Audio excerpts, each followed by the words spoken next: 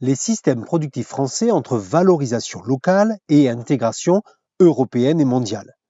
Voici la problématique de la leçon. Comment les systèmes productifs français sont-ils recomposés par l'intégration européenne et par la mondialisation?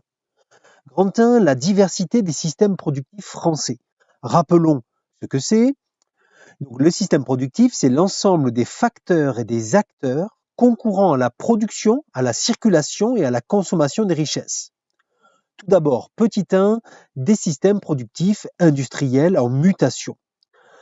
Alors, cette part de l'industrie baisse en fait, puisqu'elle concerne aujourd'hui seulement 12% de la population active. Donc, elle baisse à la fois en termes de production de richesse, mais aussi en termes d'emploi.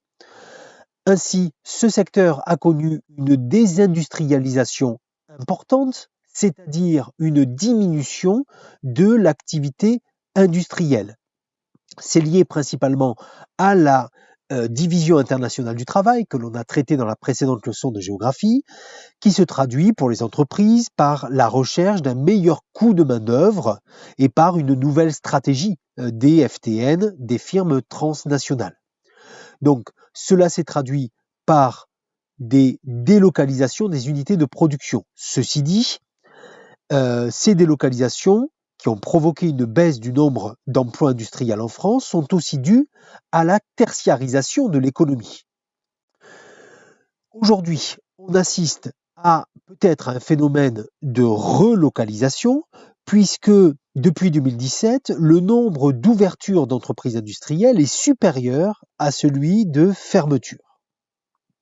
Petit 2, des systèmes productifs agricoles dynamiques. Alors là, ça va être assez court, tout simplement parce qu'on a une leçon, le thème suivant, sur les systèmes agricoles. Mais il faut quand même en parler un tout petit peu ici.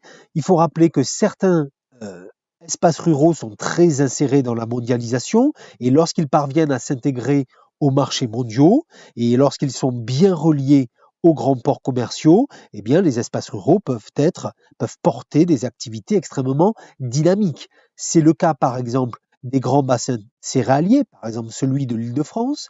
C'est le cas des espaces d'élevage intensif, par exemple en Bretagne, ou encore de certains vignobles prestigieux comme le Bordelais, la Bourgogne ou le Champagne. Petit 3, une tertiarisation croissante de l'économie. On assiste aujourd'hui à une tertiarisation croissante de l'économie, c'est-à-dire une augmentation de la part du secteur tertiaire dans la population active. Ainsi, le secteur des services est de plus en plus développé. Il contribue aujourd'hui à 80% de la richesse nationale. Il est porté par des secteurs comme la finance, comme les services aux entreprises, mais aussi les services à la personne. Il faut bien sûr ajouter à cela l'activité de tourisme, qui est une activité ancienne en France, mais qui ne se dément pas puisque la France est la première destination touristique du monde. Grand 2, les logiques de localisation entre valorisation locale et insertion globale. Petit 1, de nouvelles logiques de localisation des systèmes productifs français. Aujourd'hui, l'implantation de nouvelles activités n'est plus guidée par la présence des matières premières ou des grands bassins d'emploi comme au XIXe siècle. Elle est guidée aujourd'hui par de nouvelles logiques qui se fondent sur 3 facteurs. Donc le premier, c'est le facteur de l'innovation. Aujourd'hui, ce facteur est devenu le critère central pour comprendre la localisation des activités économiques.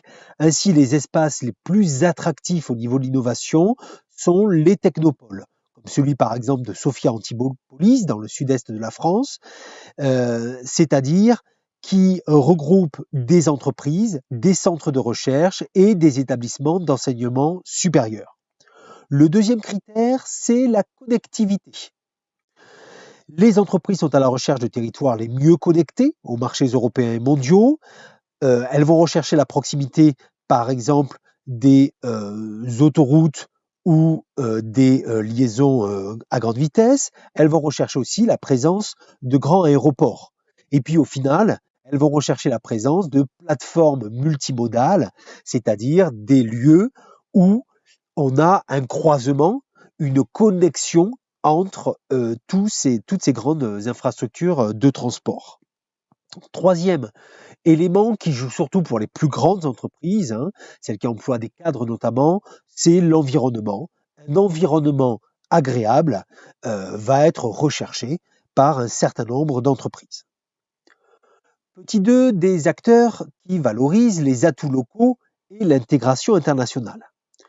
Il faut rappeler que de nombreux acteurs participent au rayonnement de certains espaces productifs et qu'ils jouent toujours entre des logiques de valorisation locale et une intégration dans la mondialisation. Alors, le premier de ces facteurs, comme toujours, c'est le rôle des entreprises, c'est-à-dire ici des FTN. On a des firmes transnationales françaises qui sont très puissantes dans certains secteurs, que ce soit la cosmétique, la finance, l'automobile ou encore la grande distribution. Et sur le sol français, ces FTN vont produire plus du tiers du PIB. Ces entreprises ont besoin également d'un réseau de sous-traitants composé de petites et de moyennes entreprises qui va créer un tissu économique local performant, qui s'appuie d'ailleurs parfois sur des réseaux d'entreprises qui existent depuis longtemps, qui sont en lien avec des traditions, comme c'est le cas par exemple de la chimie en Rhône-Alpes ou de l'aéronautique dans le sud-ouest.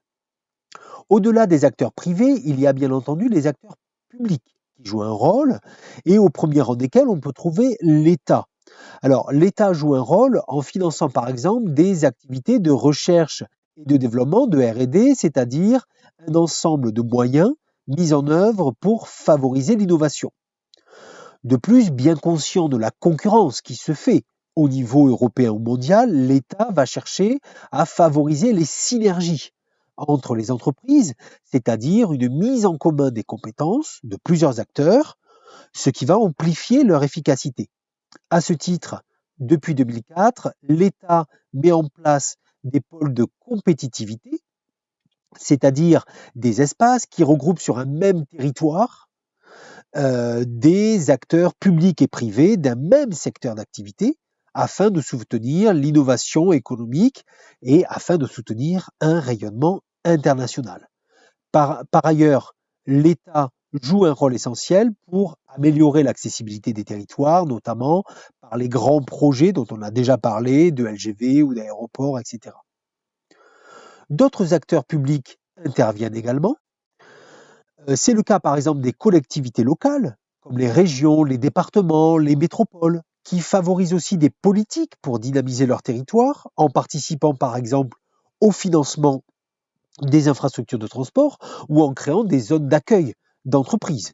Mais on peut citer également le cas de l'Union européenne, qui par ses financements soutient l'activité économique ainsi que les espaces de production. C'est le cas par exemple des financements liés à la politique agricole commune, mais c'est également le cas par exemple de financement de certains projets industriels tels que l'aérospatial par exemple. Tout cela aboutit, grande 3, à une recomposition des espaces productifs français. Voyons d'abord des espaces productifs dynamiques qui sont liés à la fois à la métropolisation et à la littoralisation. D'abord la métropolisation. On le sait, on l'a déjà vu lors de la leçon à l'échelle mondiale, la mondialisation privilégie les espaces métropolitains qui polarisent les fonctions économiques, financières, de recherche et de développement. C'est pourquoi les activités industrielles et tertiaires ont tendance à se concentrer dans un nombre assez réduit d'agglomérations en France.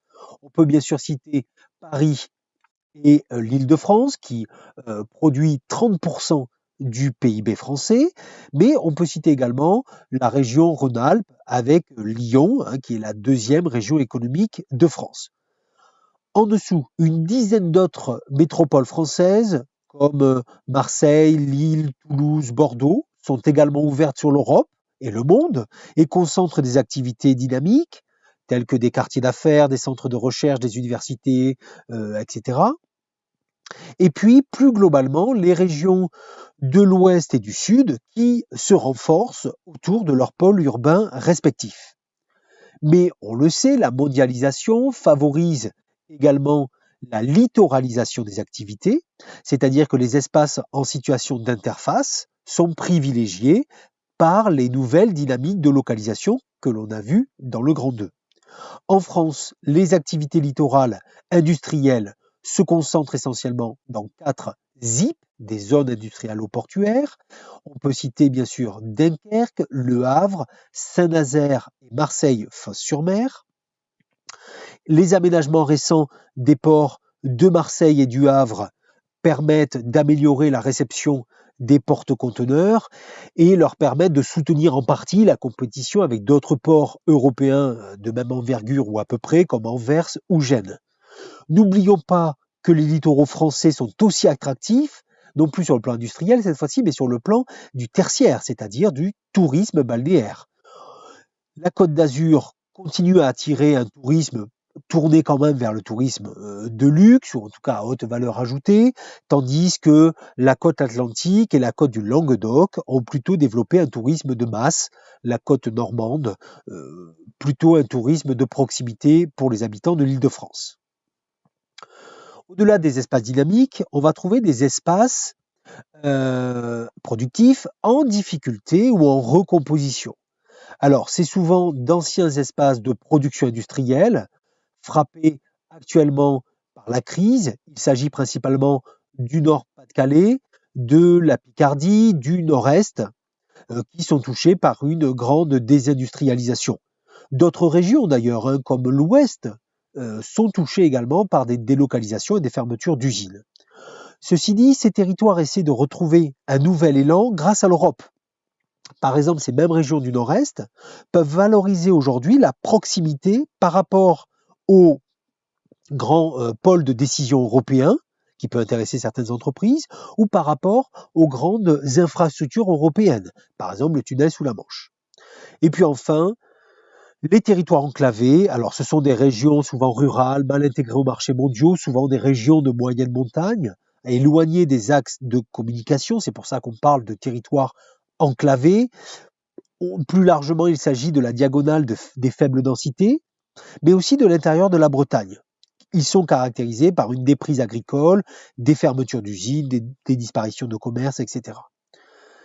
Les territoires ultramarins, malgré le tourisme et les productions tropicales, ils restent assez mal intégrés dans la mondialisation et notamment ils sont isolés car ils ont développé assez peu de liens avec leur espace proche.